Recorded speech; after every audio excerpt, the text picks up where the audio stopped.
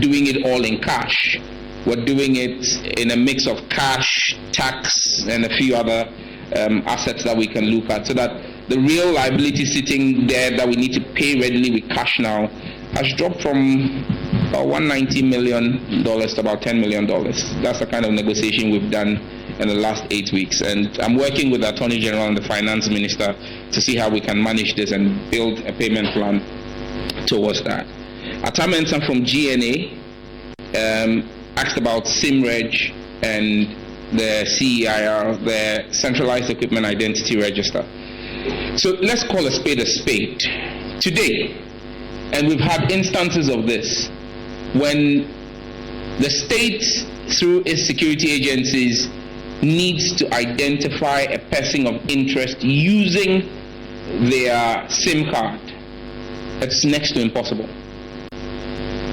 because the SIM registration or re-registration that Ghanaians were put through about 3 years ago or 2 years ago did no verification on the back end.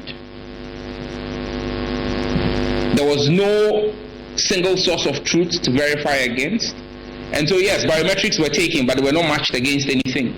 And that's why today you have SIM cards that are registered to people's Ghana cards that the people themselves did not register.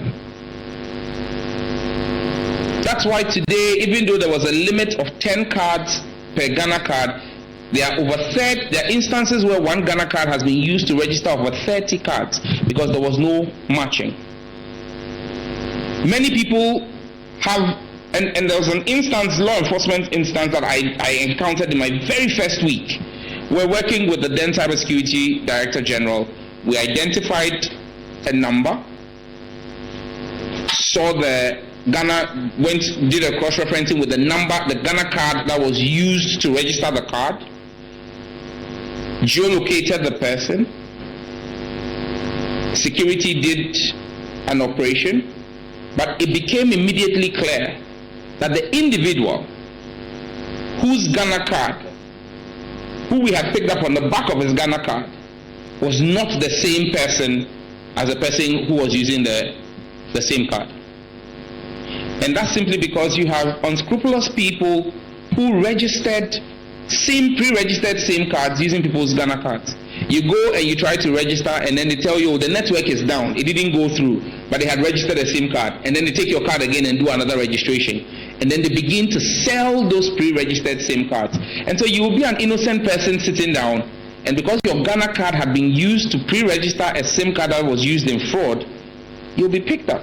So people may think that, oh, but we went through the hassle. Yes, and I appreciate it. I was one of, in fact, I was Christian Stubborn Academy because I opposed the registration process, because we questioned the technical basis of doing what was being done. And that's why I make a solemn pledge to you that you will not have to queue. You will not have to go and leave work for a day or two to get your SIM registered. There's a whole simple technical process behind it. It will be interactive. It will engage you. The regulator has seen the demo of it and how it works. We are very clear in our minds what we're going to do. Because if you've submitted your biometrics to the NIA and the NIA has captured your biometrics, it's a simple opportunity for us to match what MTN or Telecel or AT holds against a certain number and cross-reference and send you a prompt to confirm if that number was really registered by you. So if someone has registered with your Ghana card without your knowledge, and that number is brought to your attention, and you indicate that that is not your number, we blacklist it. If it is your number and the biometrics match, we whitelist your number and you get a prompt letting you know that your identity has been verified. But we will go a step further to now do what we call the Central Equipment Identity Register. Now that is a registration not of your SIM but of your phones.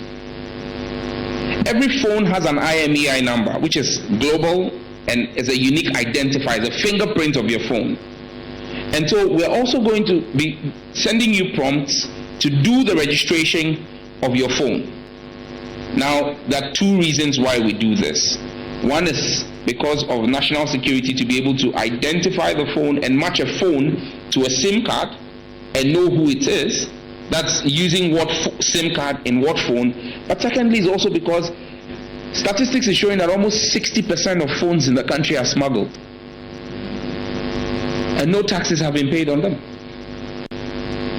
And so when this register is done, it's easy for you to determine whether the phone that's been sold to you came in legitimately and whether the tax has been paid on it.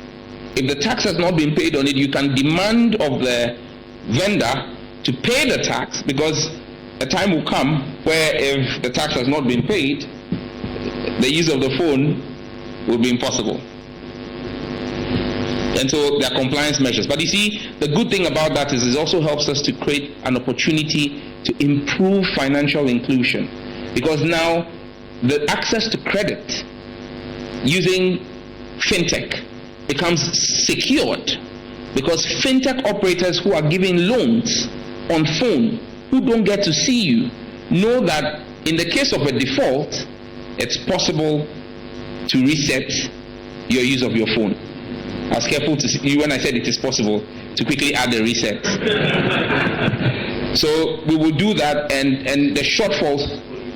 Yeah, and stolen phones, for example. If your phone were to be stolen and you were to report, we'll be able to identify if your phone and your number match your Ghana card, which we use to verify and register you, and immediately triangulate and geolocate the phone and disable that phone. So then the ecosystem for stolen phones is gone. Because if you steal somebody's phone and a report is made, you can't sell the phone because nobody can use the phone. It's blocked and locked. And we're not just doing this here. Once we're done here, we're going to marry our central equipment identity register with our neighbors in the sub-region. So you can't even steal from here and take it to Nigeria. Or you can't steal from Togo and bring to Ghana. Because once it is flagged in any country, in the sub-region, we will block it completely. So we are putting a few people out of business. But I think that's a good thing. Isaac from Ghana Online asked about fake news and what will be done. I'm clear in my mind, and the Acting Director General and deputies from cybersecurity are present here. I have mandated that a team dedicated to building digital dossiers has been working for the past 2 weeks. And so for those who've been engaged in mis and disinformation, know that criminal offense has no limitation of time. We will be going to Parliament as soon as Parliament resumes in May. It's going to be one of the first things I'll lay before Parliament, a specialized legislation on fake news. Today, you can choose to extend the reach of the Cybersecurity Act to try and do some prosecution, but it's a very long stretch. And so we're coming in with specialized legislation that will be very respectful of the freedoms of speech. Very respectful of the freedoms of speech. But where the lines are crossed on intentional misinformation or palpable disinformation, the law will be spelled out from Parliament on what the punishment will be. We cannot be in the jungle on the internet.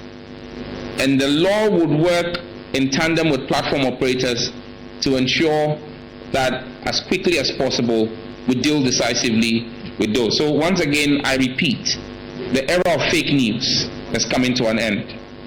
We don't want to act arbitrarily, and that's why we want to lay the law before Parliament and be backed by law.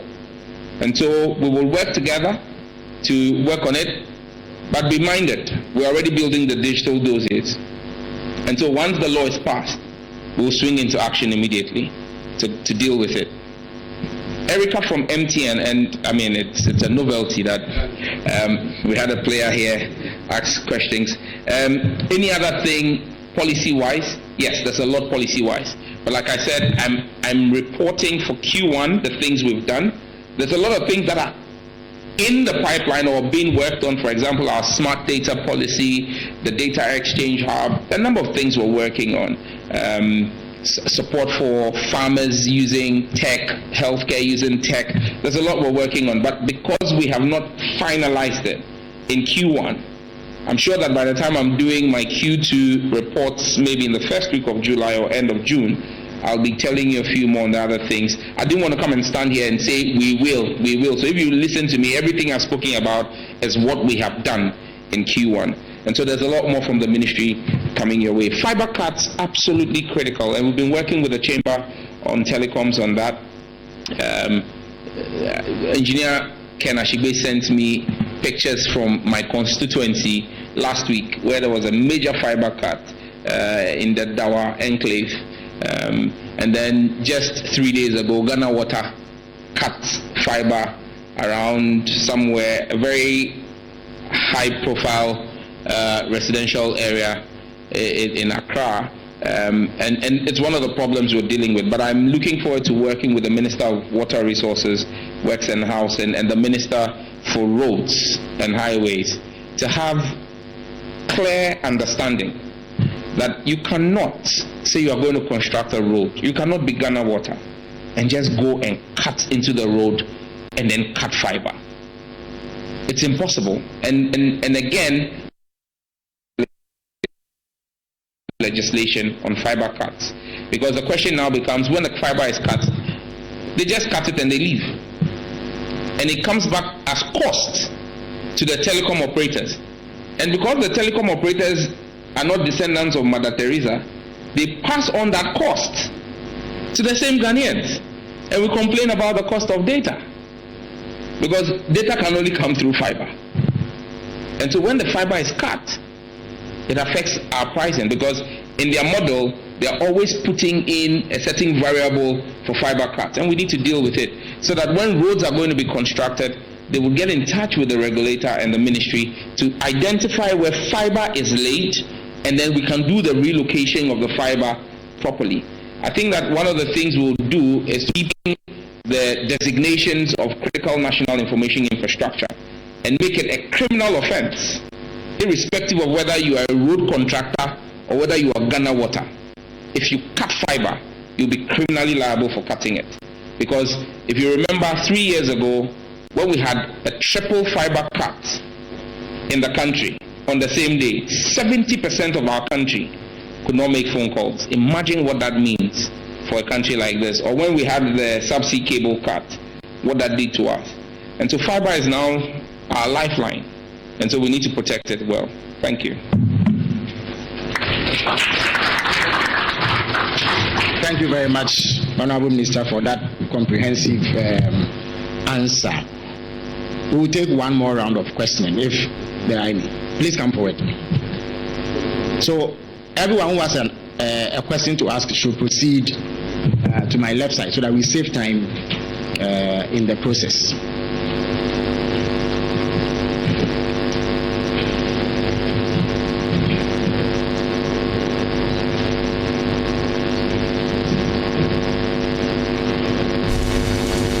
So once again, identify yourself and restrict yourself to one question. Yes, please.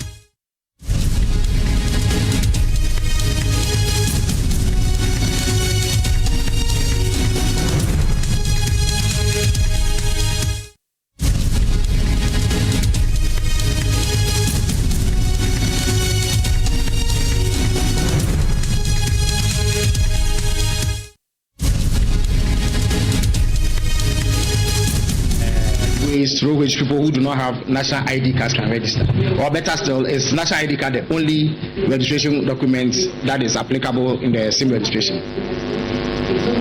All right, it's an important question. Yes. All right. Good afternoon, Honorable Minister. I think there's high incidence of. You've not identified yourself. Sorry, my name is Anabuku from Daily Searchlight from Lucifer. There's high incidence of internet fraud. You are there, somebody say, "Oh, I want to take you to UK to go and work there." Some will say, "Oh, I'll double your money for you." All kinds of information on the just to dupe people on the internet. What are your ministry going to do to suppress this kind of, if you like, internet fraud? A lot of things are going on. And then my second question, if you care, you made mention of the fact that you are going to review some agreements signed by the previous administration. Aren't you going to incur some redmond debts, if I may ask? All right. Well, I think my second question. My question has been answered. Okay. He's not going to see anyway, but it's not achieved. All right. Yeah, thank you, Honorable. My name is Isaac, and I'm a citizen of Ghana. Yes. I see. I really love the Well, project. that's also unusual, but there's a media briefing. But anyway, On the 1 million project in IT, you mentioned is gender balance, 50 for male and 50 for female. If possible, can we make 5% for persons with disability, for physically challenged, hearing impaired people, so that they can benefit from the training? Otherwise, sometimes it's not intentional, but we can tend to forget about our dear persons with disability. So that is my plea. Thank you. that is a brilliant suggestion by all standards. Yeah. I am Obed. I work with the EIB Network. My name is Obed. I work with the EIB Network. So about the stewardship, you mentioned 2 remedies. 1, penalties and shutdowns. When media people hear about shutdowns, we often think about media freedom. What assurance are you giving us that this will be done in an objective manner without any political vindictiveness? Thank you very much, Minister. All right. So, Mr. Minister, the microphone is yours. Thank you, and I'll try to keep this very brief. Ibrahim from VOA, Ghana Card Circulation. Just yesterday, I visited the company that produces the Ghana Cards, ICMPS, I think they're called Margins, Ghana. And we looked at their facilities. Per the statistics, we have about 80%, I was told, or slightly over 80% of distribution of Ghana Cards. I'm happy to note that the Acting Executive Secretary of the National Identification Authority, Yaira Poku, announced earlier this week that in Greater Accra they were doing a redistribution of Ghana cards. So if you had registered and you didn't have cards, there was a possibility for you to pick up your card. Now, one of the key things that we could actually do from here to help the Ghana card, the NIA, will be to get a database of cards that have been printed that have not been distributed, and build and query the database for those cards to generate the phone numbers of the individuals whose cards, because there are phone numbers assigned to every, that we used to do that during the registration of the Ghana card, you provided phone numbers.